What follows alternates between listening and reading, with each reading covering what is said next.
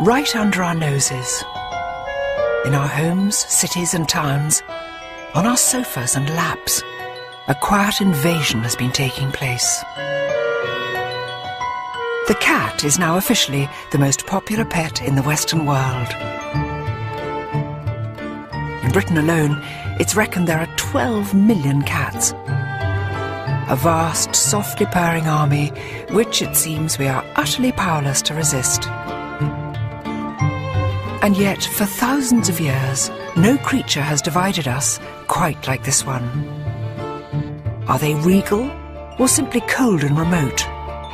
Devoted pets, or as irrepressibly wild as their big cousins? How am I to capture the essence of this puzzling creature, one that so many adore and so many others find deeply unsettling? To do that, I'm turning cat detective. Unravelling this feline enigma everywhere, from the magical tombs of ancient Egypt. How brilliant, it's all done by reflection. To a bizarre medieval cat festival in Belgium.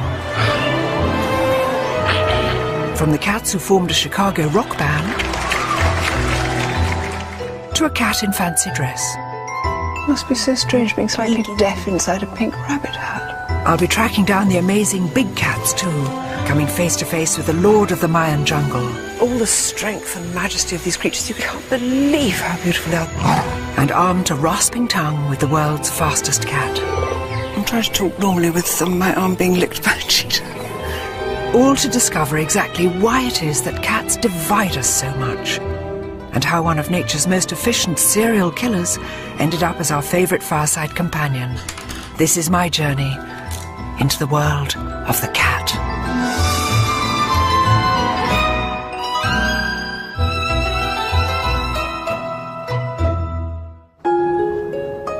My journey begins here, at home, and it begins with a confession. We don't have a cat. Well, not anymore. For 18 years we had a gorgeous cat called the Bee. When he died, I missed him more than I could ever have imagined. I still think about him every day. We even gave him a little gravestone. People say that you choose a dog, but the cat chooses you. And people say that cats are aloof. Well, I don't know about that. All I know is that the Bee, our beloved cat, was much more than a pet. He was a friend. We loved him dearly. And, you know, I think he loved us dearly too. And yet, I wonder if I ever really knew the Bee, any more than I know the neighbourhood cats that now wander through our garden. Unlike dogs, so much of what cats do is secret and nocturnal, mysterious. It helps to explain why some people find them so disturbing and why so many others find cats irresistible. But where does this deep divide spring from? First stop on my journey, a cat show in Milton Keynes, to find the true aficionados, the ones whose absolute faith in cats is beyond doubt. In the West, cat shows like this are the ultimate expression of our modern obsession with cats. Hello, darling. Yes, sweetheart.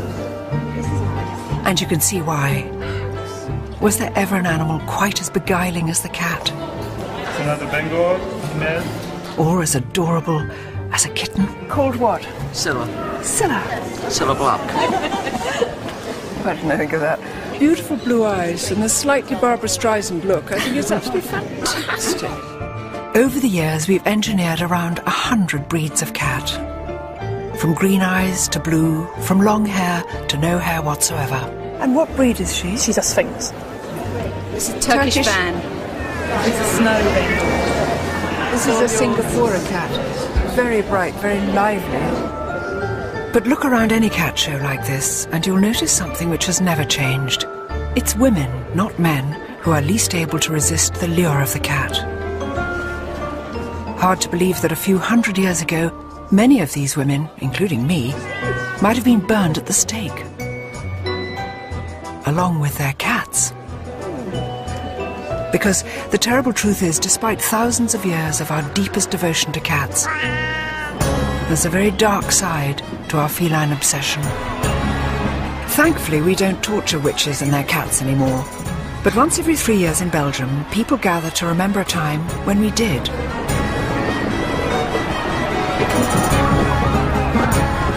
On a warm afternoon in the town of Ypres, their world-famous cat parade is now in full swing.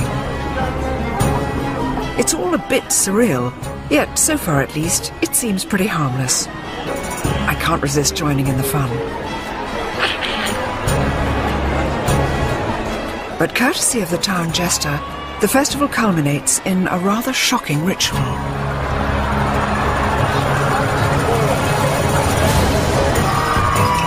In Ypres 500 years ago, 9 lives wouldn't have been enough for even the sturdiest of cats.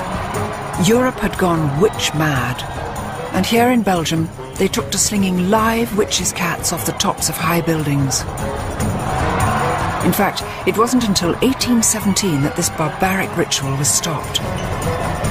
It's an unlikely thing to commemorate, but thankfully today the cats here are merely toys. It's so strange because even though this is a sort of carnival day and everybody's having such fun and they're only toy cats, a knife of fear and pain goes through me. Just to think that a short time ago they were throwing real live cats out of here simply because of the superstition that cats contained evil spirits. And it wasn't just the Belgians. In the Middle Ages, it was believed that Satan often took the form of a cat.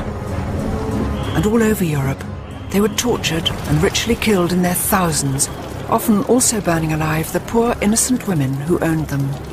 Was there ever a creature which divided us so much? For 1,000 years we persecuted the cat as an agent of the devil, and yet nowadays we go all gooey over them in cat shows. For good or evil, we've long believed that cats have some sort of mysterious magical powers. But where on earth did that come from? Who owned the first cat? And when? And where? Egypt, the land of the pharaohs. It was here 3,500 years ago that wild African cats first shimmied and sashayed their way into human company.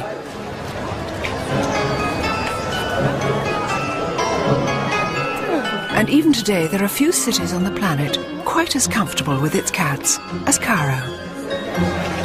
They're everywhere, literally crawling out of every nook and cranny. Once you tune your eye in to look cat eyes, once you get your cat's eyes in, you can see little cats, tiny cats, slim cats, cats resting by mosques. These are the cats who are looking after the door, just one on each side. These cats are mostly feral, homeless, unowned, just like their early ancestors. But for all their wildness, they're every bit as loved as the cats which pose for rosettes at shows. Perhaps even more so. It's just incredible how many cats there are and how many people treated them so kindly. This charming gentleman here who's got a special paper bag full of meat so that he can look after them, and they're in beautiful condition, little dapperly patting away. It's just wonderful. The people don't kick them or hurt them, they just smile at them. But in a largely Muslim city like Cairo, that's really no surprise. It's said the Prophet Muhammad had a real soft spot for cats. There's a story that when he blessed his own pet cat on the forehead, he left the mark of his fingers like a giant M, a mark that's been passed down through countless generations of cats. But when and where did cats come to be with us in the first place? And how did they weave their magic on us? To find out, I'm heading way back in time to the mysterious tombs of the dead in Thebes.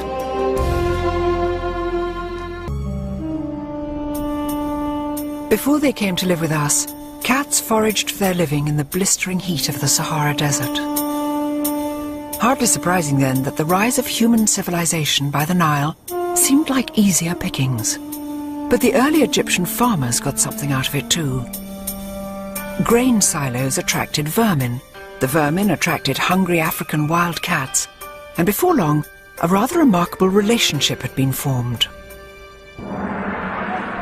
A relationship first recorded in an extraordinary location.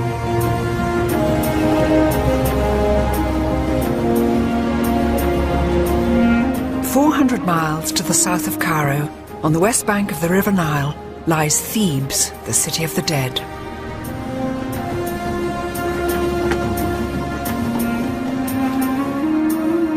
It's here that the ancient Egyptians buried their pharaohs and their aristocrats in lavish tombs. Salam alaikum.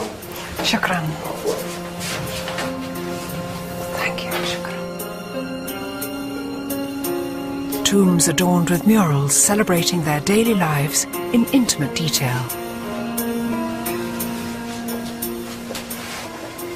This is the tomb of Nacht. He was the royal astronomer, and here's Nacht himself, looking very fine, quite a dark kind of copper-coloured body. And this is his beautiful wife, Tawi. And round here you can see that they've prepared, this is the beginning of the feasting. And here we can see them sitting at table, top half of the picture's gone, Nacht's lovely little brown feet, Tawi's little pale feet, and underneath Tawi's chair, the most adorable tabby cat eating a fish. Now in those days, cats always sat underneath women's chairs in all these tomb paintings. It's something to do with fertility and somehow links cats with women all the time. Tawi probably took a fish off the table and said, "Here, Doppers," just dropped it down. It's extraordinary. Here is evidence 3,500 years old, showing how these wild desert scavengers had quite cheerfully taken up lodgings right under our feet. Salam alaikum. Oh, nice to see you. Salam. Can I see the picture of the cat? Huh? Okay. Yeah? Thank you. Oh. I've been told that this tomb has more of the story. Oh, look.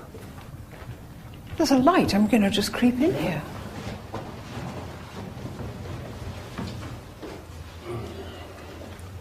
With a little mirror magic, all is revealed. How brilliant. It's all done by reflection. Look at this. So this is a hunting scene. Now there's birds all flying up, chaps throwing sticks at them. And here's a gorgeous little cat. There is a story that the Egyptians used to use cats, maybe to flush out the birds, but they used to take them hunting with them. They've also seemed to have taken their tame rat with them, I don't know. Sometimes, of course, I think cats just take it upon themselves to follow human beings, so they might have just gone on his own accord. But I suspect that these might have been hunting cats. Who knows? It's not difficult to connect the cats in these ancient murals with the cats in our own back gardens. Predatory, solitary, yet at the same time affectionate and gentle. And it's not that hard to understand what happened next either.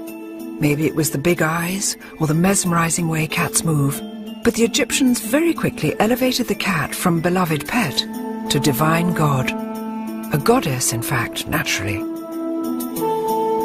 With both a serene face and a frightening face. A goddess whose cult would last over 2,000 years, longer so far than either Christianity or Islam. Today its worshippers are long gone, unless you count the ladies at cat shows. But here in the Egyptian Museum in Cairo, I can still see the evidence of this mighty feline goddess with two faces. This is the lioness goddess Sekhmet, and she is sort of the scarier side of cat divinities. And she's supposed to be powerful, she protects women, and she of course brings warfare and plague, if she so chooses. And she's got a Uraeus snake on her forehead. So that could kill? Yes, that would sort of be a don't mess with me kind of thing. Yes. And right now she's wearing his nice sheath dress and sitting down and being beautiful, but of course the implicit in it is because she is a lioness, she can strike out and kill. And does she have an alter ego? Yes, her alter ego is much nicer and calmer, sort of the cat goddess in a tamer way, and that's Bastet. Bastet, the cat goddess. Statuesque, sublime, the quintessential cat. Bastet was the symbol of love and beauty and music and basically self-indulgence, as you would expect from a cat. So this is the kind of goddess a lot of people would be having in their house shrines. But look at these ones up here. These are just exquisite. They're fabulous. They're terribly lifelike. I've seen cats looking just like that. Do you like cats? I do like cats. I'm allergic to them, but I like them. In ancient Egypt, pet cats were adored. Whenever one died, the entire family would shave their heads in mourning. But not all cats were pets. There were other cats, bred to be offered to Bastet in the hope of earning her blessing.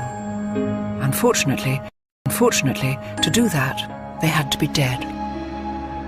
When they went to the temple of Bastet, they made offerings of mummified cats. And the idea was that because a cat was taking the message, the goddess would pay much more attention to it. And were these tame cats or cats around the temple? How did they get the cats for the mumming? They probably bred them in catteries, and you would have just thousands and thousands of cats there. We have x-rayed them, so you get a sense of what's inside. And it's really quite surprising. Look at that. What is a bit awful about this particular one is the neck has been broken because they couldn't always wait for cats to die. So we have some cat mummies where their heads have been bashed in or they're being strangled. Little cat. That one's an interesting one because... oh my God, what is it? Well, you can see it's a jumble. When they didn't have enough cats, they would just gather up a few bones and mummify that and make it look beautiful, like a cat should be. So that's... Extraordinary thing. This is sort of cat hamburger, if that doesn't sound too frightful. Do you know what I mean? It's sort of just sort of chopped up and made into a shape. That's very accurate, though, and it certainly looks that way. What's the Egyptian word for cat? Meow. Is it? Because it really is. It sounds familiar, doesn't it? The cat with two faces. Cats as angels and cats as demons. Egypt is the home of the original prototype cat, the Mao, and whatever shape or pattern your pet cat is, it's descended from this ancient line of stripy tabby. In Egypt, the land where cats first walked amongst us, there are many who love them, but there are also others who are out to destroy them. Although in some countries Maos can fetch well over £1,000 a kitten, here in Cairo they still run wild in the streets. Unfortunately, some government officials think the only way to control them is by shooting and poisoning them. From a house in the Cairo suburbs, Maged Abdelrazek is on a mission to rescue them. Oh, now look, this must be one of the newest arrivals. Yes, this is our newest guest, Ida. Ida, You how wanna old hold is her? she? Yes, I do. She's about 7 weeks old. Ida. 7 weeks old. Yes. And she was found? She was found by Yeah. a lady when she was about 5 days old, and I had to take care of her. You did this yourself. You fed her, what, with a little pen dropper? Yes, like about 6 or 7 times a day. Well, she's triumphant. She's quite got a little fat tummy. She's overfed now. But tell me, what makes a Mao cat The Mao cats are the only naturally spotted cats. with striped legs? Yes, that's right. So Yes, they're that's half a correct. leopard and half a tiger. Yes, it's a little tiger. Can take her home. Little You wanna adopt Ida. her? I do like anything. I hope the Egyptian government finds a better way to look after these beautiful Mao cats. After all, this was the land where we first welcomed and then worshipped this strange, paradoxical creature. 3,500 years later, are we any less torn and divided by this humble beast? Is there anywhere that still accords cats the same adoration as Bastet? Or still harbours fears about their monstrous powers?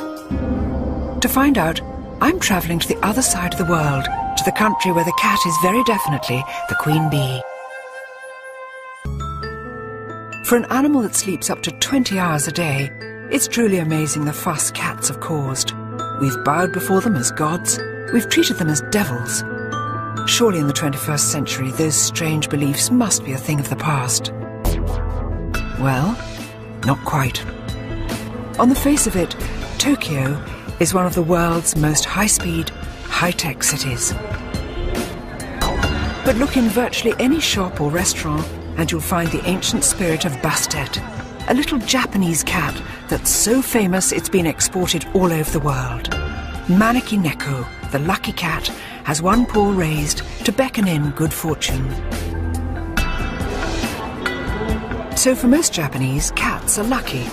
In fact, they're now so besotted with the real thing the demand for pet cats here is one of the fastest growing in the world.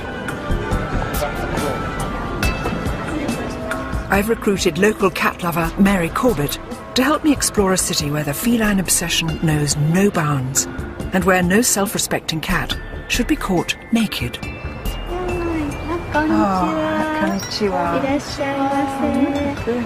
For the very best in feline haute couture, the Stella McCartney to Tokyo's finest cats, look no further than Takako Iwasa. Takako, look at this. Most cats in most places look overdressed wearing a collar and a bell, but not here.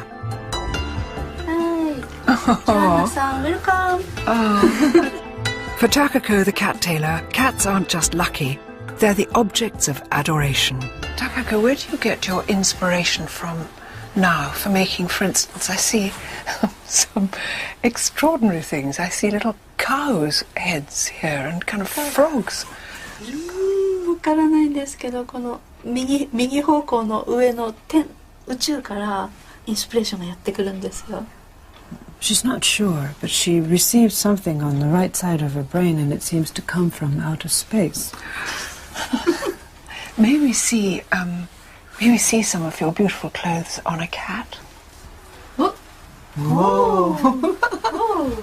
This handsome, rather long-suffering Scottish foldier is Kotaro, clothes hanger for all Takako's boy cat costumes. Yay! Oh, you look fine, darling. You look quite unlike a cat. He's taken his hat off. Rather like some Tom Kitten. He just started to take his clothes off. One of the most popular outfits is a frog.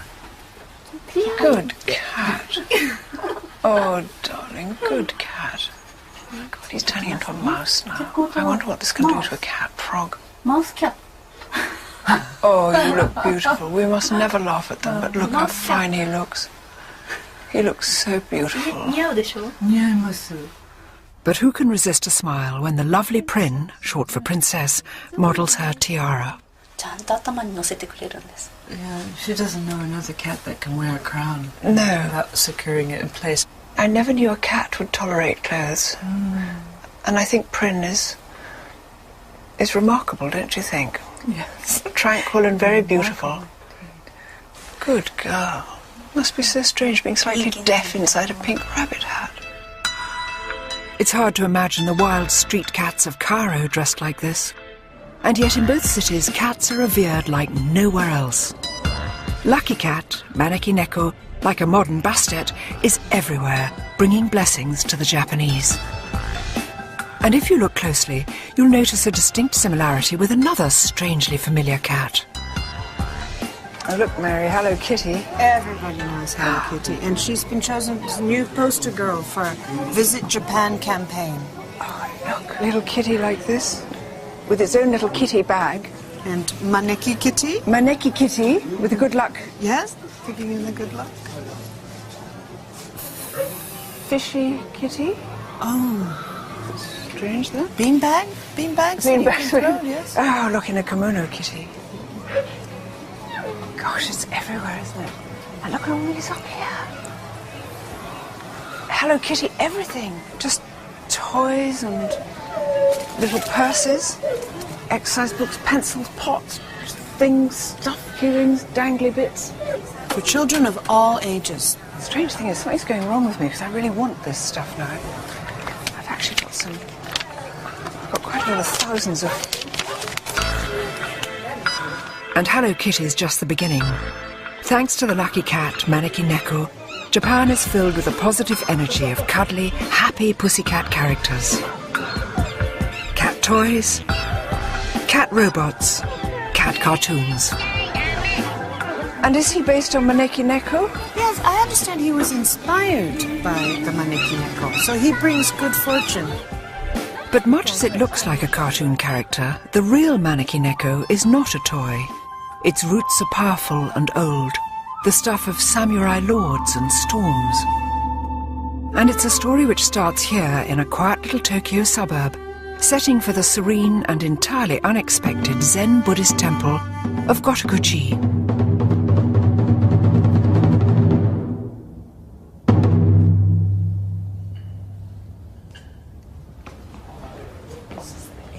The true guardian of the lucky cat legend is the head priest of Gotokuji.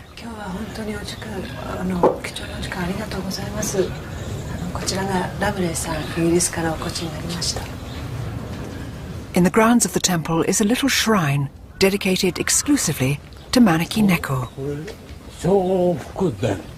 Shofukuden, so this is the building that brings good fortune. Oh, lovely. It's beautiful. The real Holy of Holies, the lucky cat's altar, is hidden inside the little temple. Look at this. Cats, cats, cats. The head priest explains how the legend first began. Over 350 years ago, this was an impoverished, very poor temple, and there was just one monk here, and he shared what little food he had with this cat. And he said to the cat, well, one day I know you will bring us great fortune. One day he heard a lot of noise outside the gate, and the cat was there beckoning these lords who were riding by on their horses. The Lord followed the cat's beckoning, and just as they came in, lightning struck the tree that they had been under. So they would have been killed? Yes, well, that's what the Lord thought, and he was very, very grateful for the cat having invited him in. It's a fabulous story. You can see why the Japanese took Maneki Neko to their hearts, always in the hope it would save them from disaster too. Look at these cats. From all over Japan, pilgrims travel here to seek the blessing of the lucky cat. So many, and some are big and some are tiny. True devotees see the cat almost as a tiny incarnation of the Buddha, a kind of mini-god, really. So worshippers would purchase these cats, and then they would pray that they may meet good people in their lives. When their wishes come true, they will bring the cat back to the temple and offer thanks. So these cats have performed great things for the families. All good news, all happy wishes. All happy wishes. But even here, in a country besotted with its lucky cats, you can detect that familiar ancient legacy of fear and suspicion. Take the bullet train out of Tokyo and you enter an older, more traditional Japan, where sinister legends live on. Horrifying tales which speak of the Bake Neko, an evil monster cat. In an old farmhouse, curled up by the fire with a pair of rather unscary cats, legend expert Akiko Manabe tells the tale of an evil pet cat that can change its shape. Once upon a time, there was a family. They loved a cat. Suddenly, that cat was missing, and wife's behavior became very strange. She ate in her own room. She told the family, don't look into my room when I'm eating. But the husband peeked into her room. She was eating the dead mice, dead birds, dead fish. When the wife turned her face to the husband, her face became the face of the cat. It turned out the cat had killed her and ate her up and pretended to be the wife. How awful. Can you imagine being that husband looking through and it's like, and it looks like a cat. And you think it's your wife and it's got a cat face. Is it always women cats turn into women? Most of the cases are women, because the people think women are more cruel than men. Catty. Yeah.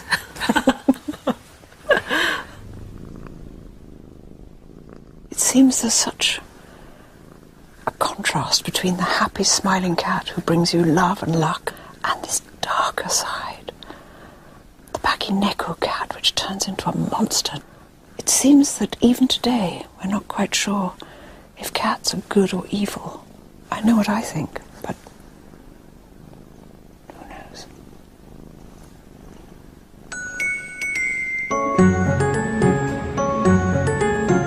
Back in the West today, cats are so spoiled, it's easy to forget what a rotten time they've had of it in the past, and what ridiculous superstitions we've linked to them. We all all know about witches' cats and black cats crossing your path, but that's just the beginning. Back in the old days, when they were routinely flinging cats out of belfries, they used to say that a cat could suck the breath out of a sleeping baby, and that to eat the warm brains of a cat would make you invisible. They said that planting a live cat in your garden would keep down the weeds. We've forgotten now, but for hundreds of years, we used to be terribly cruel to cats. Ever since the pharaohs, we've been unable to agree about cats. And we still can't really decide whether to love them or loathe them. How could something so innocent and beautiful be so divisive? One man who thinks he knows the answer is top feline expert Roger Tabor. Roger, we've seen cats treated as gods and goddesses. We've also seen them demonised and treated as the devil. Such extreme feelings to the cat. Why is that? It's crazy, isn't it? But in reality, they're just the flip sides of the same coin. We recognise that there is something strange about them, and at the same time, you recognise they've deified it. It's always the otherworldliness. And what is the otherworldliness about the cat? Yes. Well, when you look at them, you've got a package. It's a nocturnal, lone hunter. When you're dealing with an animal which is not a pack animal, then you're dealing with an animal that doesn't like being told what to do. With the dog, you are either the boss or you are bossed. But with the cat, it thinks it through for itself. It's much more independent. So we've always been a bit wary, a bit distant. We understand that they are somehow other, somehow wild, somehow strange. The solitary hunter lurking within. The irrepressibly wild feline heart. Is that why we find cats both inspiring and perplexing?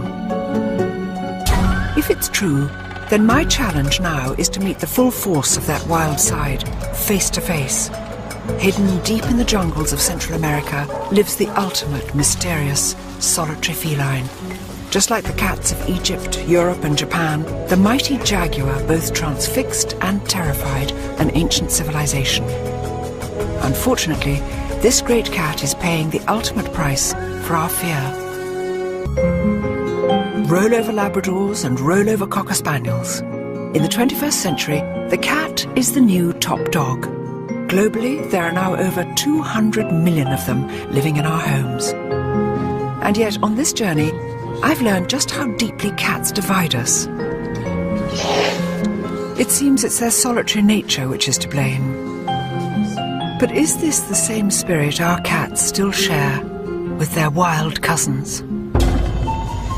The Mayan jungle in the heart of Central America is home to the world's most elusive big cat, the ultimate solitary hunter.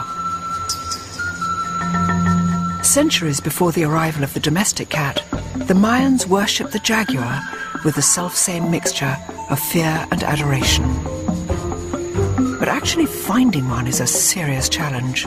If anyone can help me, it's Mexico's top jaguar conservationist, Gerardo Ceballos. Before we begin scouring the jungle for this mysterious beast, Gerardo's brought me to an ancient ruined city to get a bird's eye view of the enormity of our task. So this is one of the largest ones. Look at that. Gerardo, it's immense. It's huge area. It's probably the second largest in the Mayan world. Calakmul, once a metropolis of 50,000 people, flourished for over 500 years. By 900 AD, this civilization had collapsed, and with it the cult of the jaguar, as the Mayans abandoned their cities for good. So, Gerardo, tell me about the cultural connection between the Mayan people and the jaguar. Well, in Mayan mythology, jaguars were very powerful spirit living in the forest that could cause you damage. On the one hand, may hate the jaguar because it's killing their cattle and their goats, but on the other hand, they really respect it. It's a mixture of like a mystical respect, but also a lot of fear to the jaguar. They must have been extraordinarily elusive to see, because somebody said that seeing a jaguar is like seeing vapor, like a mist. You're staring at it, exactly. And you don't know if you're seeing a jaguar. Respect and fear. It sounds so familiar. That same ancient response to the cat, mirrored here with America's top jungle predator. Wow! Look at this. Very impressive. So everything is like probably 1.5 million hectares covered by forest. But you can't see, apart from these ancient pyramid sort of buildings, there's not another There is building not a single person inside here. in 360 degrees, all the way around, nothing. Nothing. It's dense forest now, but 1,000 years ago the Mayans destroyed their own way of life by greedily chopping down the precious trees they needed to sustain life. God, this must have been strange, a treeless metropolis. Exactly. When the Mayas collapsed, it was more on the local or regional impact. Then lots of the species, like the jaguar, they were able to move to other areas where there were forests and survive. What is happening today is that we're destroying all the forests, you know. So the jaguar is in danger and it disappear. Yeah. If we cut it down now, they've got nowhere to go. Exactly. I'll do whatever it takes to look one of these big cats in the eye, to see if I recognize the wild heart that beats inside every domestic cat, even if it means getting up at 3 in the morning. We know less about the jaguar than about almost any of the other big cats, and that's because they're so hard to see, and they're so very shy. But this morning we're going to have a very good shot at finding one. We've got a bunch of dogs and a bunch of men here to see if we get lucky. Gerardo and his team are on a mission to find and study as many wild jaguar as possible, and hopefully figure out why these great cats are dwindling so dangerously in number. Do the dogs get excited before we go? Yeah. They want to go. They want to go. Early morning before the sun rises is generally when jaguars are most active and easiest to spot. And even here, nothing beats a dog when it comes to running down cats. They're being tied by the chains into the back of the van so they don't all jump out. They're peaceful and sweet and waggy, and they just look so friendly. But I think that'll all change once we get onto the scent. Timing is everything. There are just a few weeks every year at the height of the dry season when conditions are good for finding jaguar. Too much rain and the jungle gets too flooded for tracking. Well, the daylight's up now, so what do you think? Yeah, well, it's still very cloudy, so it's good. It's overcast, and by being overcast, yeah, it helps us to work longer time during the day because we don't have the pressure of the sun on the dogs, on the people, and on the jaguar. So right now it's perfect. That's it. At a remote river crossing, Gerardo decides it's time to begin tracking on foot. We're going to look around here, yeah, for the scent, okay? Okay. To see if we can pick it up. Okay. Perfecto. Uno. I think this is good because I heard that jaguars like to hunt near water. And amazingly, jaguars quite like swimming. Of all the big cats, jaguars and sometimes tigers, but jaguars are most fond of the water, which is unlike any domestic cat. Hates getting wet. Excelente, excelente. Vale, mi cuau. And yet in so many other ways, jaguars and domestic cats, in fact all 38 members of the cat family, are incredibly alike. Designed by nature as perfect killers.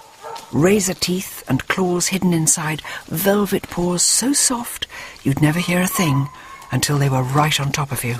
Gerardo, what happens when the dogs get the scent of a jaguar? What happens then? They will start to howl and bark really loud, and then we will release them, and then all of them will start to run. Then the jaguar hopefully will climb up at the tree. Yeah. We will arrive and dart it, put it back here, and then do all our work of measuring it and on the forest floor, yeah, taking blood samples, all kind of information that we need from that animal. Gosh, better catch up. Yes. After a few hours, it becomes too bright and too hot, and our chances of finding a jaguar drop significantly. There's no scent. Very disappointing. We don't have it around here, apparently. So we will keep on trying to find it. But for today, at least, the jaguar hunt is over. Next morning, we're up again at the crack of dawn, followed by several hours tracking through the forest. But still, nothing. I'm starting to think jaguars really are just misty vapours, a feeling not helped by some very unseasonal rains, which fall every single day. Now, Roger, this is supposed to be the dry season. Is this climate change? Because it shouldn't be as wet as this now, should it? No, we have some unusual rains. It's not actually typical to have any rain. After several days of searching, I'm still no nearer my first jaguar. It seems my luck has run out. I just can't believe it. This is supposed to be the dry season, and it's turned out to be the rainiest of rainy seasons. And we've been going out with the dogs and tracking and waiting and looking and doing every possible thing you can think of. Didn't appear, not one sign, not one sniff. So we're just going to have to call it a day. Feels strangely like England. It's Mexico.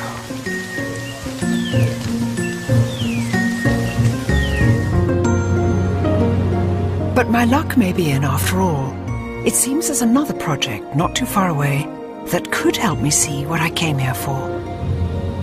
We're leaving Mexico, where we didn't manage to see any jaguar. We're flying to Belize, where I know we'll see some. They won't be in the wild, but it'll be the next best thing.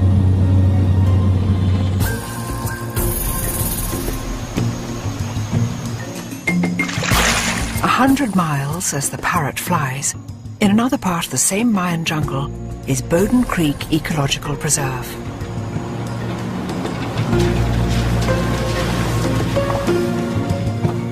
"13,000 acres of virgin rainforest saved from destruction over 10 years ago by this man, Ken Karras.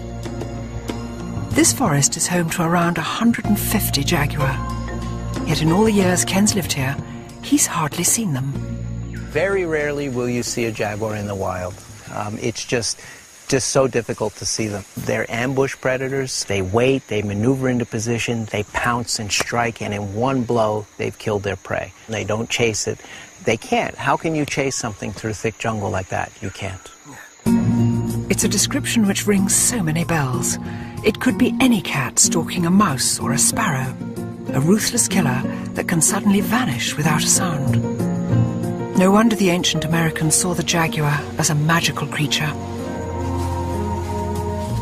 Tragically, I now think seeing a jaguar in the wild would require a small miracle. But there are 2 jaguars I can see. 6 years ago, Ken rescued a pair of cubs from life in a zoo and brought them here to the heart of the jungle. Meet Bosch and Shupi, jaguars and brothers. Look at that great black creature. Look at that. Oh, look.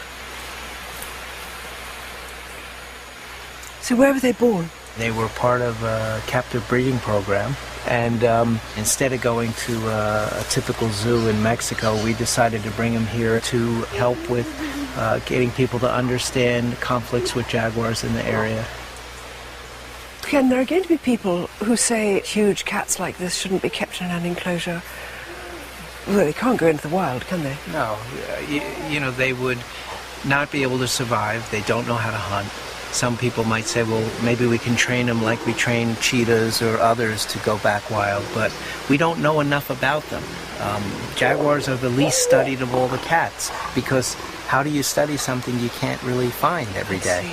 And, you know, what we really want people to understand is here's what they're like. Here's this great icon. Yeah. And there they are out in the forest. Yes. And that forest is teeming with them. And this is why you have to save that. Exactly. I can't believe how beautiful they are. The dark and the light, the yin and the yang. And here's Bosch, black as anything, with just dappled things. And Shupi, coloured like sort of sunlight in the dappled forest. All the strength and majesty of these creatures, you can exactly see why people would have thought that they contained some sort of godly power, or indeed were gods themselves. It's a pity these boys can't roam free in the jungle. But what a privilege, gazing into the remarkable eyes of the world's most elusive cat. Eyes which burn back with the same wild spirit I used to glimpse in my beloved bee. The same spirit you can still see in every cat alive today. The mystery is why these stealthy little predators ever chose to move in with us. I mean, I know we feed them, but They're naturally solitary, they're naturally wild. And they don't do as we tell them, they're not obedient. Maybe that's what some people find so ghastly about them, and what so many millions more like me find so enchanting and adorable. Next time, what happens when we do try to make cats conform to our world? Cats that perform tricks?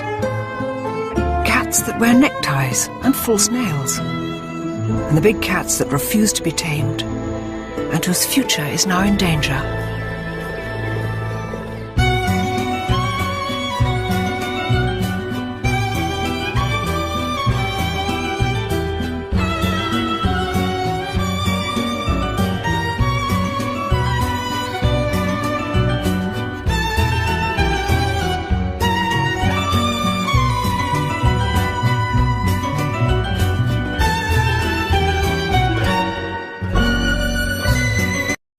There are more pet cats in the world than ever before. Sensual, cute, enigmatic, stealthy. Every one of them working its wild and ancient magic on our senses. And yet, as I've already found on this journey, cats still perplex and divide us. My quest to understand them has already taken me from a mysterious Egyptian tomb to a breathtaking encounter with the lord of the Mayan jungle. I've learned that inside every cat lurks the same wild hunter spirit, and that's despite nearly 4,000 years in our company. But sadly, man is notoriously bad at leaving nature alone.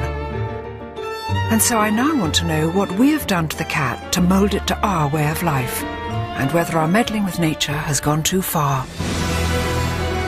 It's a question which will take me from a close encounter with the tongue of a cheetah. There we are, from that lovely raspy tongue, to the cats who formed a rock band.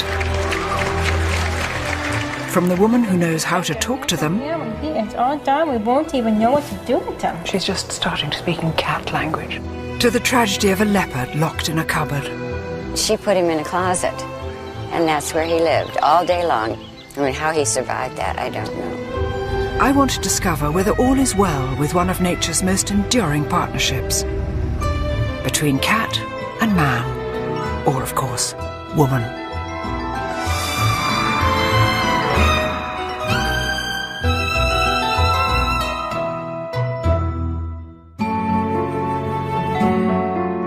If you stop to think for a moment, it's incredible that cats live with us at all.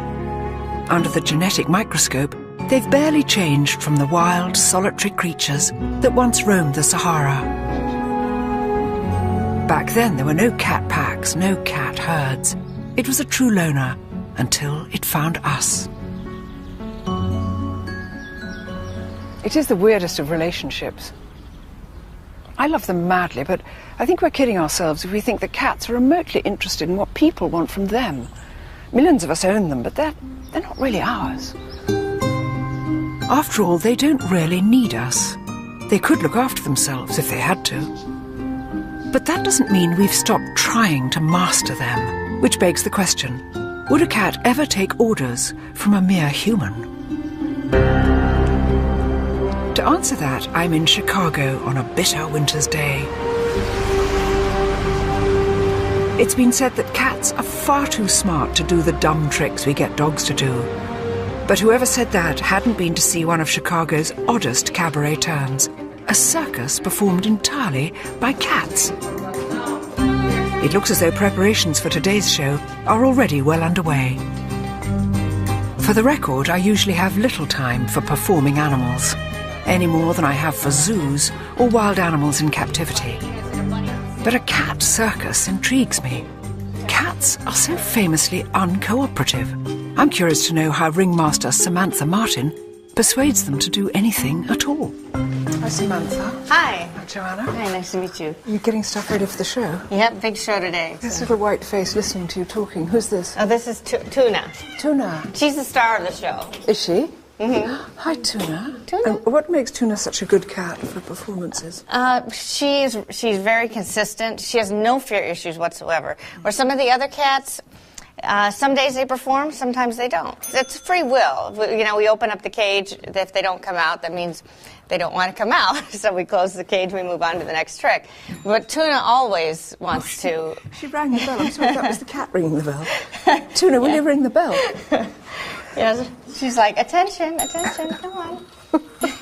Here, Tuna, go back to your light. That's quiet. Tuna, she's just switched the light on. Sweet cat. Oh, Tuna is brilliant. She really is. How do you get a cat to do what you want it to do? I can see you're giving her small rewards. Oh, yeah, a lot of it has to do definitely with a special treat. You can train a cat to do just about anything you can train a dog to do.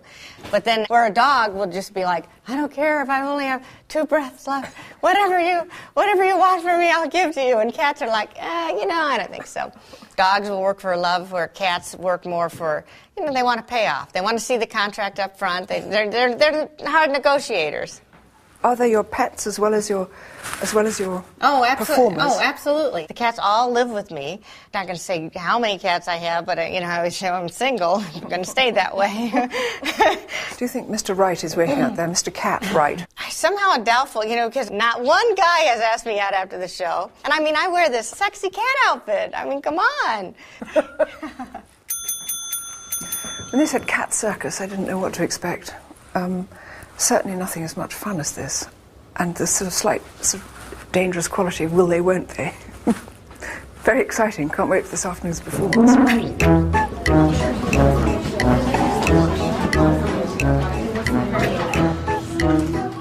Does it matter that your average cat won't fetch a stick or catch a ball?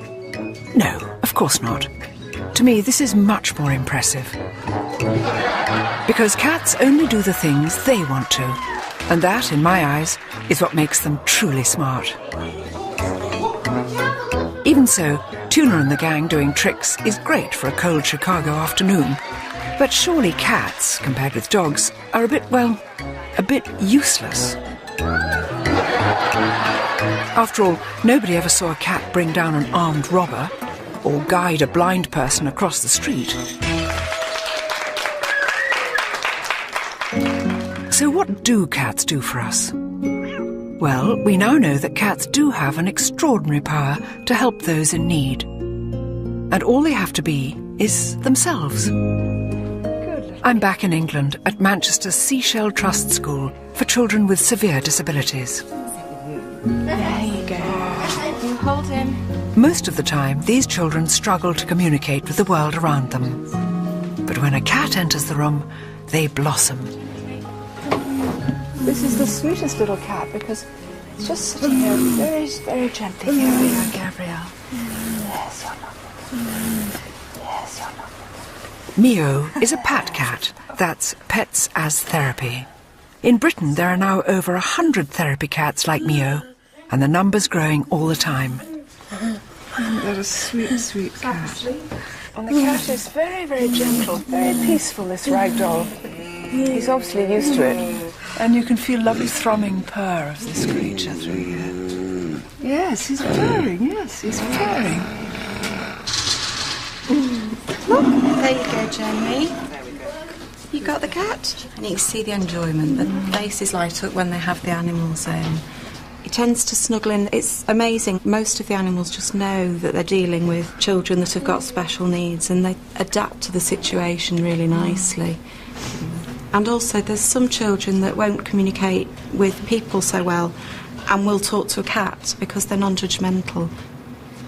And also for people who don't want to be touched, it's nice for them to touch something as soft and comforting as a cat. Yes, and to be sat on. I always feel thrilled when a cat comes and sits on my lap.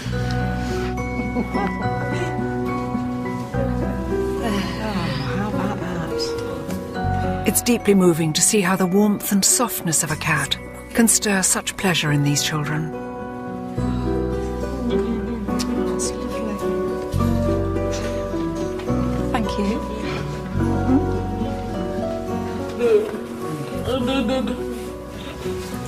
She's busy watching the good boy.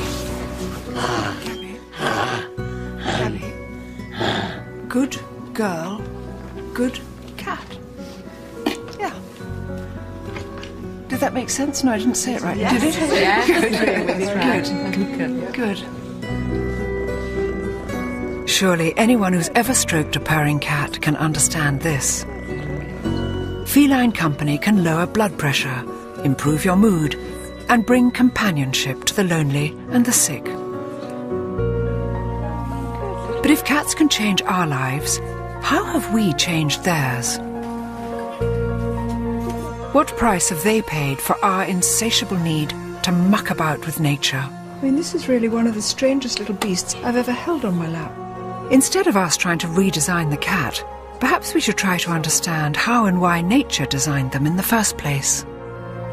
So with my whiskers, if I had whiskers as well, I'd be fantastic.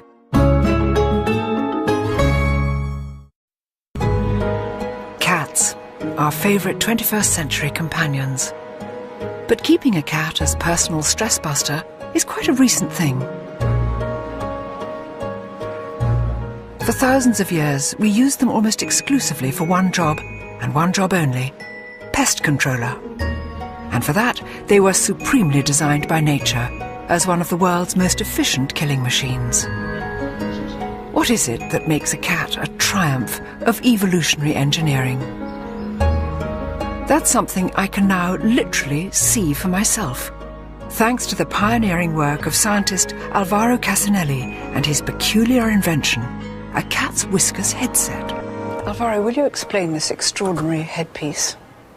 Well, it's a mask that gives you the ability to sense the space around you, like having cat whiskers. Of course, you don't see them because they are made of light and motor vibrators. So when something gets close to you, it starts vibrating. The closer you get, the more vibrate. Should we push it on? Yeah, that's right. It looks a bit Hannibal Lecter, but yeah, I like the look. It's to be used in the dark, so nobody will see you. Perfect. That's okay. You look beautiful. So now I will just switch on the motors. Are you ready to have superpowers? Oh, don't. Oh, God. Oh, God, how weird. Yeah. The mask is sending everything wirelessly to this computer. So try to approach your hand or, over your mouth. So this is the sensor near your mouth. Oh, this one. How can I try it out? Well, we will try that on the corridor. A cat's whiskers are the most incredible bits of kit. They're so sensitive to tiny air currents and electrical fields, the cat can sense objects even without touching them, and in total darkness. Now, I'm going to find out what that feels like. This is a very strange feeling. So now you have to walk in front of you till the end of the corridor. Yeah. Okay. So first whiskers on, and then let me switch the light off. Tell me when the light's off. They are off now. Back in the lab, Alvaro monitors my every move. I can't see a thing. I can feel the buzzing. Right. And I mustn't use my hands. The temptation, of course, is to use your hands. Oh, I can feel something very close to me there. So away from that, away from that. That's a big thing there. Get away from that. Something there. Nothing here. Come on, be bold, Lumley. I can't tell you how frightening this is. If you could hear my heart. It's absolutely hammering. At last it's lights on, and not a moment too soon. You get lost. You don't know where's your direction, where you're You don't know if for. Is that all? Is that all? Yeah, also on the elevator you get stuck there and there. I didn't go into the elevator, did I? None. Yeah, you went to the fourth floor and you came back. No, you had a cup of coffee and I No, it was strange how frightening it was. It's strange how odd. I've got a long way to go to be a cat. Of course, when it's stalking a bird or a mouse, a cat has plenty more weapons at its disposal, not least of which is an incredible sense of sight. From just tiny slits in the day to massive moon eyes at night, your pet cat is a whopping 6 times more sensitive to light than you are. And with the addition of a natty pair of light-intensifying goggles, now I will be too. Too many things to adjust. Okay. So it should be, tell me how it feels. That feels... The line of sight. Yeah, that's good. Okay, so I will probably switch the light off and we'll see. Oh, I see the light's on. Oh, yeah. Wow. So So it's too easy. What about now? Oh, Now I can't move, I don't see anything. okay, but I can... So, okay, now this is me walking with cat's eyes as opposed to cat's whiskers. I have no sense of distance, but here I come. Look, not touching the trees. That's not bad, is it? Oh, this is fantastic. So with my whiskers, if I had whiskers as well, I'd be fantastic. And I've a feeling I even might look slightly like a cat. Do you feel that? Wow. That was extraordinary, Alvaro. It doesn't really make you feel like a cat, but maybe... It doesn't, but it makes me respect cats so much because, of course, they have all this absolutely inbuilt and they know exactly how to use it. I was a complete beginner, you know, but they know perfectly. So cats won't be needing this for a little while yet, beautiful though it is. Thank you for letting me try it out. I think I'm just going to look at any old moggy with such respect. A cat's eyes and whiskers were fine-tuned by millions of years of evolution. Sadly, the way some cats look today is the result of just a few generations of biological tampering by us. There are now around 100 different breeds of cat. Fat ones, skinny ones, flat noses, pointy heads, big balls of fur, or no fur at all. But are they really all the product of our attempts to improve on nature? With the aid of a few hand-picked pedigrees, top cat biologist Roger Tabor explains. It's strange looking around at all these cats, Roger. They're all, well, obviously very different. Did we breed them all to look like this? The simple answer is no. Natural selection has happened just as much as man's hand, or woman's hand, because a lot of breeders are women. For example, in a hot climate, you will find, by and large, lighter cats, slimmer cats with shorter coats. When you move away to the chillier north, there's this whole group of really heavy-built, long-hair cats that evolved. And then some of them, of course, we've changed ourselves. But in a funny way, they're all roughly the same size. And yet dogs, when I think of things like a Chihuahua and a Great Dane, why is there such a difference in the size of dogs and really not so much in the size of cats? Dogs are different because through the centuries, dogs were selected for jobs. Yeah. So you had big dogs doing big jobs and little dogs going for yappy down holes and things as opposed to ripping things apart. With cats, there has not been this selection pressure by us to get the animal working. Because all we really wanted them to do was to look after our grain, didn't we? Absolutely. Mice and rats was our cat target. And they come as one size, so as long as the cat can get them. Do that. And therefore, actual positive breeding in the way that we do it now is very recent. We've been doing it to dogs for centuries, and now cats are fast catching up. By playing mix and match with genetics, we're designing ever more exotic shapes and sizes. But how far are we prepared to go? For some of the world's strangest experiments in cat genetics, there's only one place to look: America. I'm heading for an encounter with a munchkin. That's a cat. In fact, it's the feline equivalent of a dachshund. And it's earned breeder Terry Harris a nickname in the world of pedigree cats. Meet the Munchkin Queen. So the first munchkin, as far as you know, was a natural development in the cat. It was just a cat which happened to have short legs, is that right? That's correct. It's a naturally occurring spontaneous mutation. Yeah. The gene that is responsible for the dwarfism shortens only the long bones in the leg. It would be like from your elbow on down. Now this is a strange looking little creature, isn't it? He is different looking from a cat, isn't he? He is a Sphinx hybrid, bred to a munchkin, so he has no hair and very short legs. I mean, this is really one of the strangest little beasts I think I've ever held on my lap. But of course, this cat he's not even got any whiskers. No. So this little person obviously goes about his life in a quite different way. I'm starting to see why Terry's called the Munchkin Queen. It seems there's no combination too strange for her to try. This is Maisie.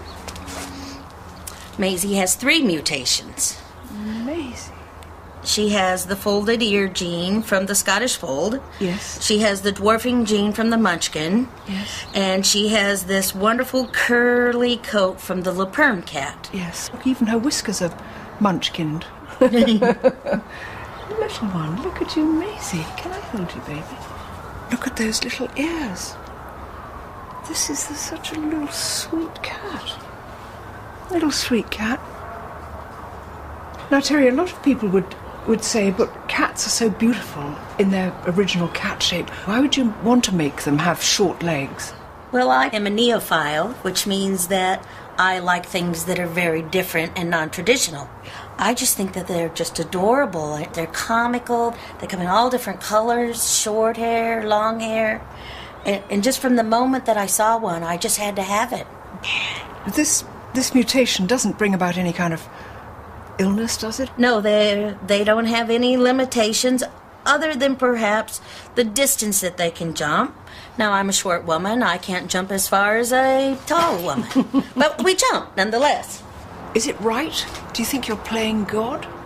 If I felt that I was doing something wrong, I would not do it. No.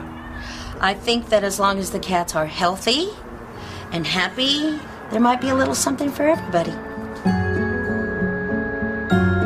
I do worry that we're taking things too far. If this is the Dachshund cat, what on earth comes next? A Chihuahua cat? A Great Dane cat? Is nature's work so unsatisfactory that we must constantly meddle with it? Next stop, the cat being made to look like a lion. Handsome man. Hi, Romy. And the lion someone wanted to behave like a cat. Just living in a basement. Living in the basement. People are extraordinary.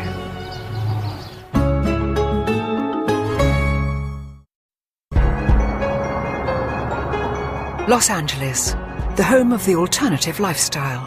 The world capital for lavishing more money than sense on your pet.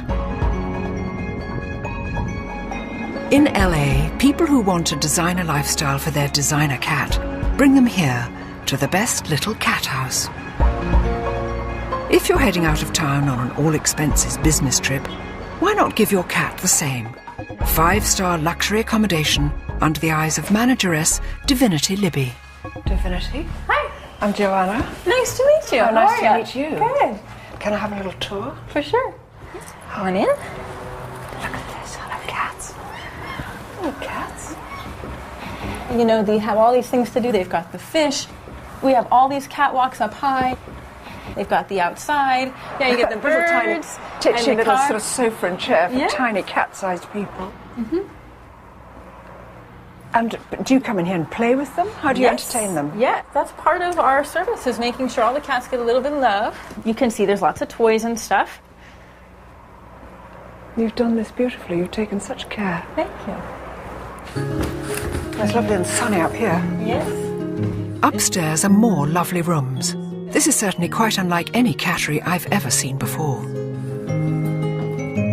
I only hope these cats appreciate all this finery as much as their owners do. What is this up here? This looks like a camera. Yes, that is a live cat cam. So wherever you are in the world, if you miss your cat, you can log on and see what they're doing. You can control the cam from, Spain. Divinity also offers first-class feline grooming, and she's about to show me LA's latest and hottest haircut for hip cats. This is Romy. Hi, Romy. And You're Romy's beautiful. a Himalayan. So we're going to do Romy today in a lion clip. And he's going to be such a handsome man when he is all done. We won't even know what to do with him. She's just starting to speak in cat language. Gosh, I wonder if I had such a beautiful cat, Divinity, I wouldn't have a clipping on this. Would you? I think that coat looks absolutely sublime. Personally, if it was my cat, I would leave him like this. But some people, they're highly, highly allergic to their cats, and that's the only way they can tolerate living with them. Maybe they shouldn't have cats if they can't cope with them. Oh, man. If Romy could speak, I'm sure he wouldn't be begging to have his handsome coat shorn off. So there's your little lion tail coming out, yeah? Look at that tail, darling. That's the cut. Oh my goodness, I'm crying. He's so handsome, isn't he? Yes, he's so handsome. No. So when they're all done, they get a little grooming spray to make them smell wonderful and fresh. And the boys get a little bow tie, and the girls get a little bow. And since Romy's the little man, we're just going to put this right on him. At least hair can grow back. Unfortunately, some people take much more radical steps to alter their cats. You know, some people get their cats declawed. You don't believe in that, do you? It's illegal in England. It's I know they do they're it trying quite to make it illegal here.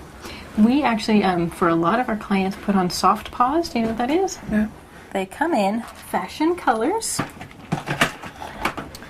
So this would just slip on like that, and you glue it on. You glue it on? Mm-hmm. Just a drop of glue in the bottom. Then it doesn't. It doesn't scratch. Right. Do you think we've gone mad? No, but do you, Divinity? Because these are semi-wild animals in a funny way. You know, a lot of people otherwise would declaw them or give them away. Or give them away. You see, we don't like animals that don't fit into our way of life, do we? Right, See? right. And I think that's what happens to people, and they go, I've got a cat, I didn't like the hair on it, I didn't like the claws on it, I didn't like the way it did this or that, so I've had all that changed. I've modified the cat. Right. I think people are very strange. I've always loved the independence of cats. Surely it's that which makes them unique. Sadly today, it seems that independence is the very thing some cat owners would like to eliminate by turning them into accessories. And there are people for whom a domestic cat has not been enough. People whose quest for a flashy status symbol means going bigger and better, whatever the price. Hidden deep in the Californian hills is a rescue sanctuary for the big cats that people mistakenly thought would make good pets. Lions, tigers, sadly misplaced beasts, living out their days behind bars. It's run by a woman associated more with wings than claws, actress Tippi Hedren, the star of Hitchcock's terrifying film The Birds. For the last 30 years, Tippi has devoted her all to rescuing these poor beasts from abuse and neglect. Hi, Patrick. This is a very beautiful animal. He's a liger. His father was a lion and his mother a tigress. And He's beautiful. The hybrid grows to be, a great deal larger than either the lion or the tiger. How extraordinary. Yes. You beautiful thing. He is immense. The problem is that there are so many of these big cats born in captivity to be sold as pets. It's in the tens of thousands across the United States. It's permitted in the United States? There are 20 states that have no laws whatsoever. And you can purchase this adorable, darling little cub, and, by the time it's 7 months old, it's destroying your house and taking a good chunk out of you. They're trying to make a house kitten out of it. Yes, it never works. No. Nobody can keep a tame tiger at home. They will never be tame. Tippi's sanctuary is home to 83 big cats that have never learned how to survive in the wild. And every one of them comes with a tragic story. Will you look at this for a lion? If he wasn't blinking, you'd think he was muerto. He looks completely out of it. Leo? It's adorable. That is very, very attractive. Leo was living in a basement with a family, and they had children. And so no going outside for anything, just living in a basement? Living in the basement. People are extraordinary. This beautiful black leopard was purchased in Texas for $6,000. And as he grew, he was scratching the ladies' satin sofas and chewing her Jimmy Choo's shoes. So she put him in a closet, and that's where he lived all day long.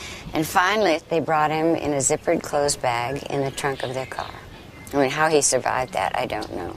It must be very difficult to know when to draw the line, because you must want to rescue every animal in need, but you've got a limited amount of space and a limited amount of money. Limited amount of money. Yeah, what do you do? It's so huge that I can't even think about how we do it. People say, how do you do this? How do you manage this whole thing? Because it's emotional, it's maddening, it's frustrating, it's a constant worry. It's 24/7. Yeah, it is 24/7, 365.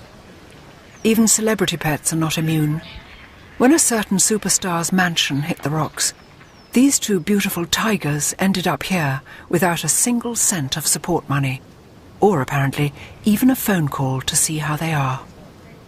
There are some terribly sad stories which have brought these creatures here, but Yes, now that yes. they are here, this is truly a sanctuary. It's a kind of Garden of Eden you've made for them here. Yes, and it's a lot of work and a real labor of love. And I love these animals more than my next breath, but they're not pets. No, that's true. They're wild. Yeah. And you can't take that out of them. Man really can be very poor at knowing how to live with nature. And yet we do have this ancient compulsion to share our homes with animals. I'm visiting a cat rescue sanctuary in South London to discover what happens when that compulsion gets out of hand. This has expanded so much since I was last here. It's actually twice the size. It's twice the size. This was next. For the past 30 years, my old friend and ex-top model, Celia Hammond, has made it her mission to help cats in need. Yeah. Hello. So, and these are what? All this waiting? is all today's intake for surgery, various, nutrients and various other rocks. Quite a lot to get through today. Do you get pedigree cats in here as well? As unwanted, we often get pedigrees, but particularly Persians, because people can't be bothered to groom them. They buy them as little cuddly babies, and then when they grow up and need to be groomed, they get fed up with it. So they come in here completely knotted, all their legs knotted together. They can hardly walk, some of them. People don't realise how much work they are. Mm. Celia's sanctuary can house up to 400 animals at any one time. As well as a neutering programme, Celia aims to rehome as many unwanted cats as possible. I find them completely bewitching, and walking past the cages and those little level eyes staring out, you think I better just take some of these home. Well, this is wonderful. I'm weakening. Are you really weakening? I am. Many of Celia's rescues are strays or abandoned cats. But we're now on a different kind of mission. Sometimes the problem lies with cat lovers who simply don't know when to say no. There is such a thing as too many cats. Well, it's real hard work to try to persuade people to get their pets neutered. Some people say, I don't care what happens to other people's animals. All I know is I want my cat to have kittens. But they're making the situation worse when there's so many animals being put to sleep. Yes. Every day. How can it be right to bring more into the world when there's no homes for what's here already?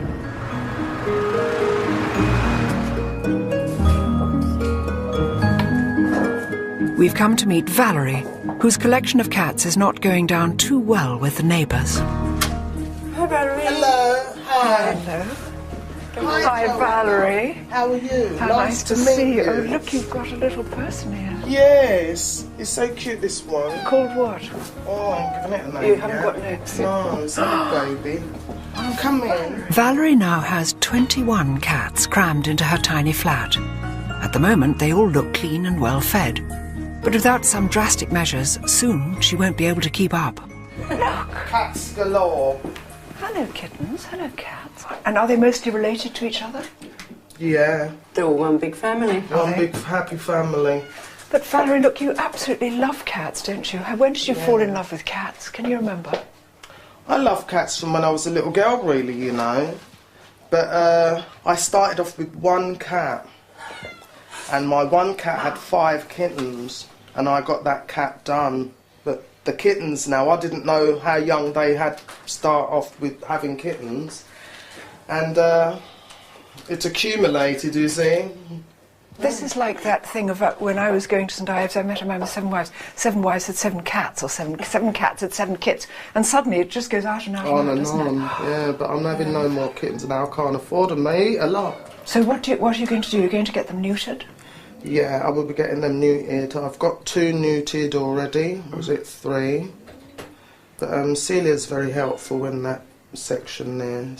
We're going to get them all done, Valerie, aren't we? Yeah, need to get them all done. It makes I sense, can't take doesn't it? Yeah, they eat more than me. What I feel do they- sorry for myself in the supermarket when I look. There's all cat food. I hope people don't think it's for me. I think Valerie simply hadn't realised how quickly the numbers would explode. But for some people, and strangely enough it's nearly always women, compulsive cat hoarding is now a real and recognised clinical condition. What's happening? They're canoodling down here. They're not muted yet, and they're canoodling. Canoodling. Stop it. Valerie, I think we've got to stop the canoodling eventually, haven't we? Because Yes, too much canoodling and you'll suddenly have 4,000 I'll be cats. slim. I won't be eating anything. With 2 more of Valerie's cats off to be neutered, hopefully this particular cat family will stop spiralling out of control. It's all right, darling. We've been seduced by the cat, by the untamed heart it shares with its big cousins. It's a privilege to live side by side with them, but with that comes responsibility. And that's true whether they sleep on our sofas or simply walk on our land.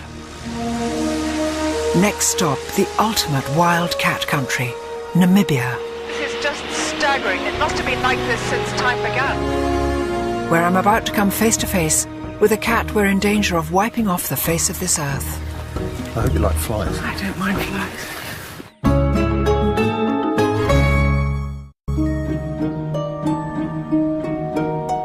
Quietly, cleanly, and with great poise and self-assurance, the cat has overtaken the dog as our favourite companion. But for all our efforts to master and redesign them, cats are still, at heart, as wild as they ever were. When you compare them with their larger cousins, you recognise the same predatory instincts that we watch with fascination in our back gardens. The big difference is, our response to these cats all too often comes from the end of a gun. But why? For one cat especially, the presence of humans is pushing it to the brink of extinction. 3,000 cheetahs, that's a quarter of the world's remaining cheetah population, live right here on the open plains of Namibia. This country is the front line in a battle to save them. And local conservationist Dave Houghton is a true veteran of the fight. I'm heading skyward with Dave to get a clearer picture of the thing that's brought man and cat into bitter conflict, the land itself. This is just staggering, the size of this plain. It must have been like this since time began, really, do you think? Yeah, this is country that big cats have been in for millions of years. And then man came along and parceled it up into little blocks for farms. And you get the inevitable human-wildlife conflict. And who's winning? I'm afraid it's man at the moment, but we are making big inroads into trying to get that balance right. Beautiful, then. Beautiful. Dave is the head honcho of Africat, a charity that's fighting to save cheetahs from trigger-happy farmers. Rather than shooting or poisoning a predatory cat, farmers can call Dave to trap it and bring it here, to Africat's 10,000 acres of protected bush. Africat now feeds and cares for 84 rescued cheetahs that would otherwise have been killed. And here are 3 of them: Pippin, Measles, and Knessus. So beautiful. Why do you think they have these gorgeous... Is it just black marks? What is it? It's a Bushman folklore. A mother lost her babies, and that's basically what's left over from the tears of her crying for her babies. These 3 cats are now too old to hunt effectively in the wild, but Dave's about to move them into a brand new 120-acre camp where they can live out their days in peace. Wildlife vet Mark Jago is on hand to give them a full medical. I think it's that guy CEO starting to wave. Okay, you can go in there now. It's that one in the middle. Yes, you see him now? He's just wobbling a bit. I just want to check that he is down first. First step, to get this sleepy cat out of the hot sun. If I get the front... Yes. Let me just pull him out a bit because there's a thorn bush there. Yeah? You have to watch for flies, eh? Yeah. If you hold the base of the tail there... Yes. And then put your other hand underneath, under here. Under here? Yeah. Yeah. Okay? Yeah. Right. I had no idea I'd be getting quite so close to a cheetah. I hope you like flies. I don't mind flies. This is fantastic.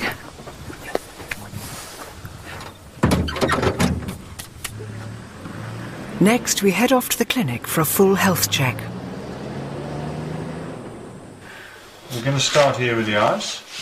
check the eyes out, make sure there's no injury, anything like that. And you can see how the pupils are incredibly clear. 100%. Right. To make myself useful, I've agreed to some heavy-duty grooming. I thought I knew how to detangle cat fur, but this is different. Golly, some of these are pretty much in, aren't they? Yeah. What do? You scrag them out? You No, will, no, like no, a butcher. Like that. Oh, I see. It's funny how quickly you feel completely at home. You think I'm just combing a cheetah's tail here, just scragging out the dead flies and the burrs. I've only ever seen these things on film, you know. I think respect is the first word that comes to mind for these creatures, isn't it? Whenever possible, Africat releases rescued cheetahs well away from the farms where they were captured. But sometimes the young, the infirm, or in this case, the elderly, become too dependent on us to survive on their own in the wild. Which is such a shame. Well, tell me, an animal like this, which does 80 miles an hour, how can it ever live a natural life in captivity? It can't, can it?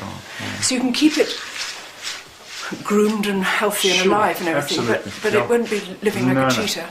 No, I think it's something we've got to recognise. That, you know, as much as we try and improve the conditions in captivity, what we really are working towards is looking at the animals healthy, happy, and conserved in the wild. Yeah. Because that's where they should be.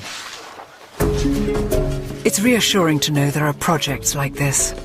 But it's depressing to encounter yet one more example of mankind's inability to live and let live, especially where cats are concerned. Oh, phew. Once our 3 patients have recovered from their drugs, it's time to release them into their new enclosure. Me? Yeah. Dave's wife, Carla, lends a hand. Just gently stick your fingers in the hole. Are we ready? Yeah. Ready? Hang on. I'll normally just put my fingers half in the hole because then you get a bit of leverage. Yeah. Okay? Okay, go.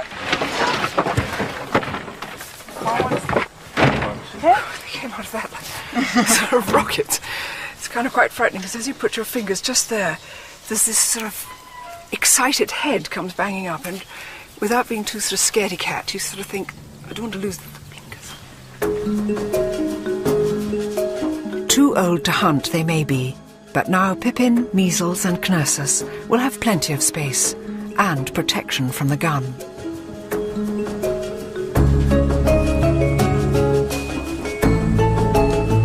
In another Africat enclosure, I'm waiting for Dave and Carla, who've promised me a special treat.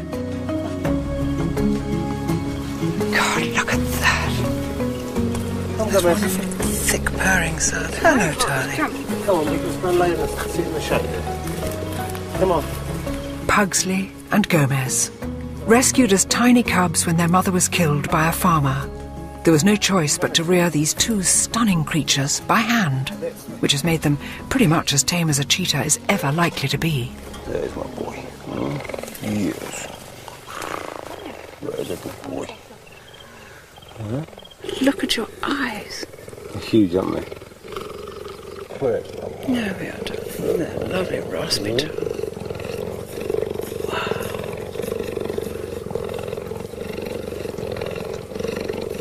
That's lovely, darling. Oh, darling. It's extraordinary. Apart from everything being on a slightly different scale, i.e. the purr is 40 times louder and the limbs are X longer, they're so like domestic cats, that licking and flopping. Look, he just loves that. I'm incredibly privileged to be so close to these beautiful cats, but it would be a mistake to think they make good pets. We must always remember that they're wild animals. So really wild animals should stay in the wild and not be in somebody's flat in Bristol or something, you know. It's not fair on the animal for a start, you know. I'm trying to talk normally with my arm being licked by a cheetah. It's just extraordinary.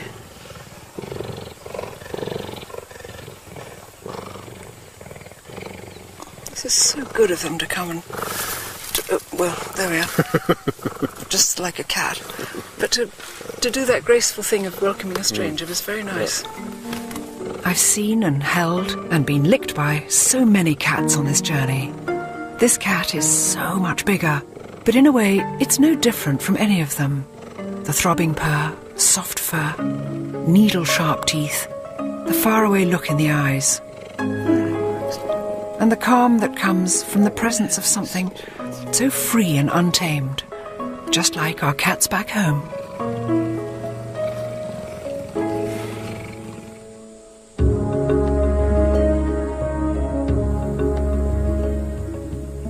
Well, it's been amazing seeing the big cats here. Utterly, utterly thrilling. And it just seems to me that we seem to have made our peace with domestic cats. They've come down out of the wild and we know exactly how to live with them. We love them dearly and they love us. We haven't quite managed that with the wild cats. With the big cats, we've got to do that to conserve them. After all this was theirs before it was ours. So we've got to learn how to share it, I think. Hopefully the Namibian cheetahs will survive. Their domestic cousins, meanwhile, are in no such danger.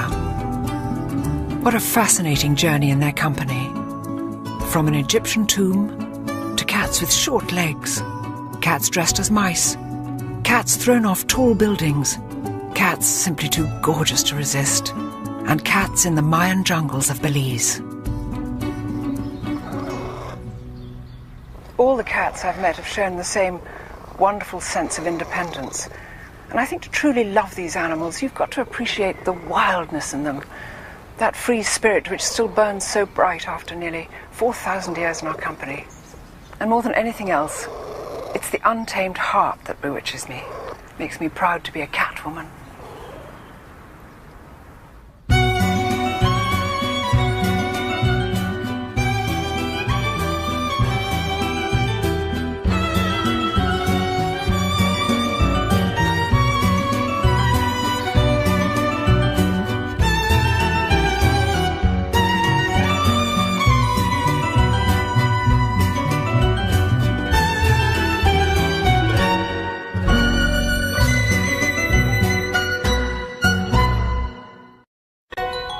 Right under our noses, in our homes, cities and towns, on our sofas and laps, a quiet invasion has been taking place.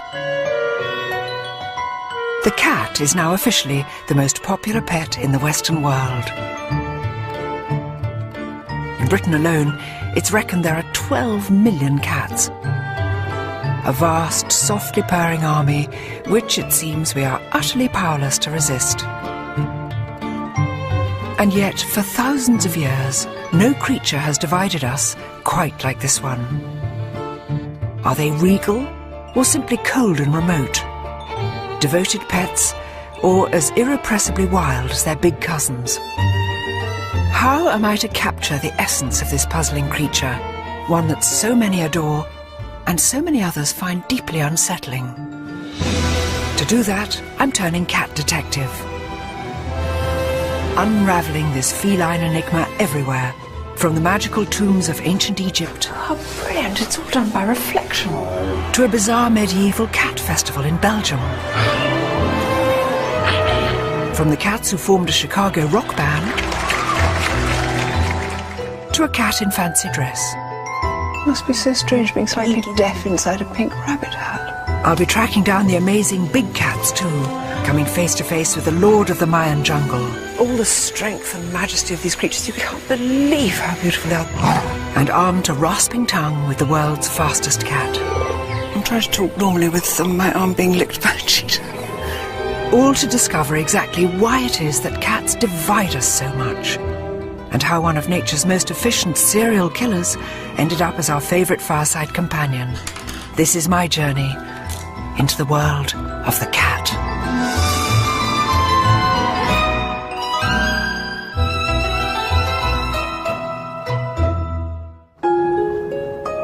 My journey begins here, at home, and it begins with a confession. We don't have a cat. Well, not anymore. For 18 years we had a gorgeous cat called the Bee. When he died, I missed him more than I could ever have imagined. I still think about him every day.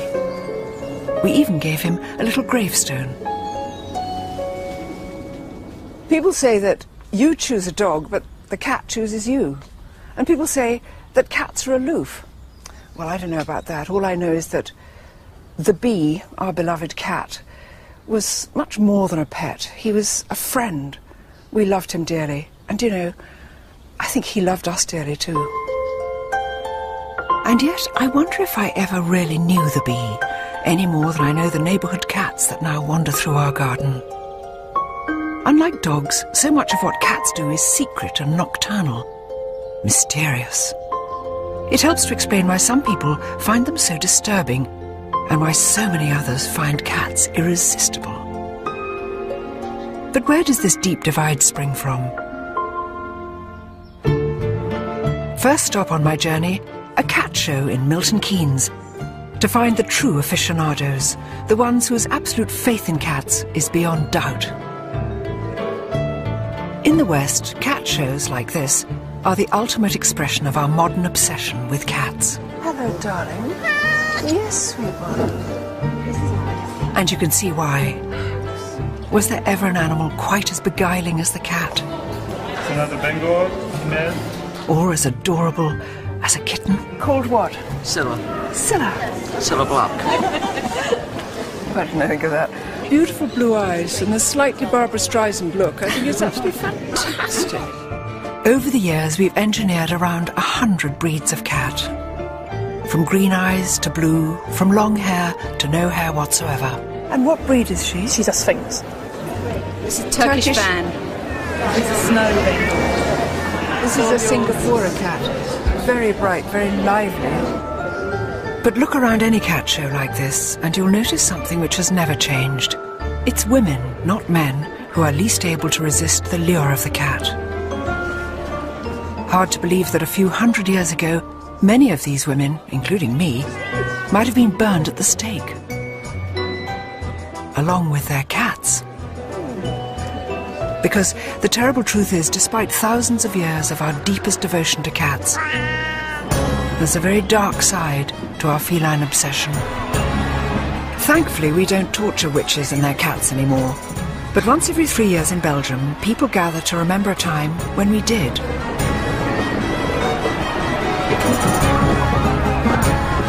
On a warm afternoon in the town of Ypres, their world-famous cat parade is now in full swing. It's all a bit surreal, yet so far at least, it seems pretty harmless. I can't resist joining in the fun. But courtesy of the town jester, the festival culminates in a rather shocking ritual.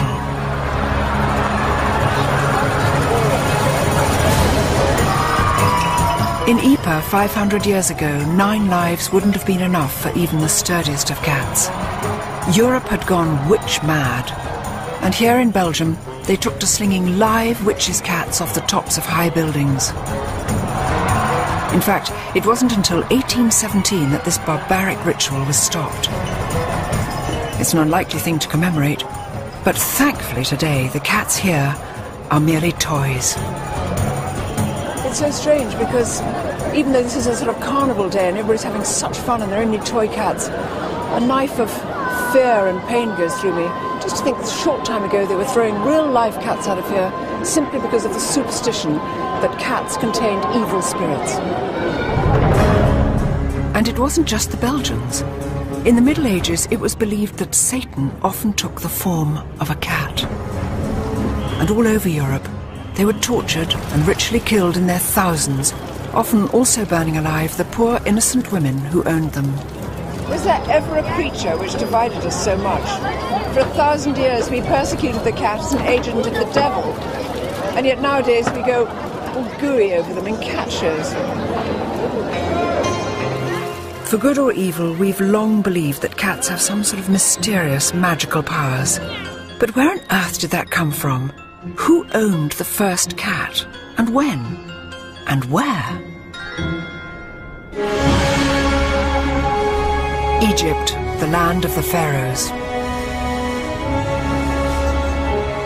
It was here 3,500 years ago that wild African cats first shimmied and sashayed their way into human company.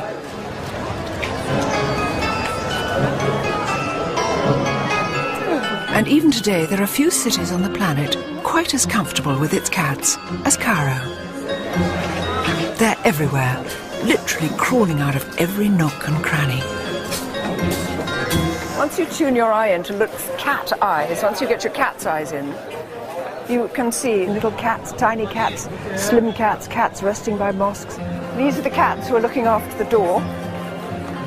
Just one on each side. These cats are mostly feral, homeless, unowned, just like their early ancestors. But for all their wildness, they're every bit as loved as the cats which pose for rosettes at shows. Perhaps even more so. It's just incredible how many cats there are and how many people treated them so kindly. This charming gentleman here who's got a special paper bag full of meat so that he can look after them, and they're in beautiful condition, little dapperly patting away. It's just wonderful. The people don't kick them or hurt them, they just smile at them. But in a largely Muslim city like Cairo, that's really no surprise. It's said the Prophet Muhammad had a real soft spot for cats. There's a story that when he blessed his own pet cat on the forehead, he left the mark of his fingers like a giant M, a mark that's been passed down through countless generations of cats. But when and where did cats come to be with us in the first place? And how did they weave their magic on us? To find out, I'm heading way back in time to the mysterious tombs of the dead in Thebes.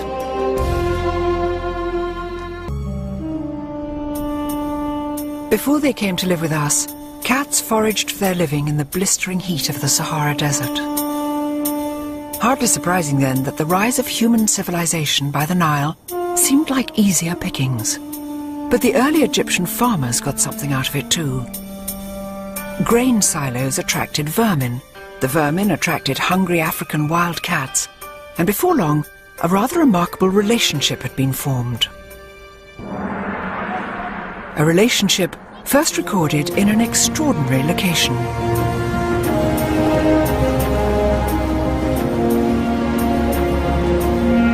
400 miles to the south of Cairo, on the west bank of the River Nile, lies Thebes, the city of the dead.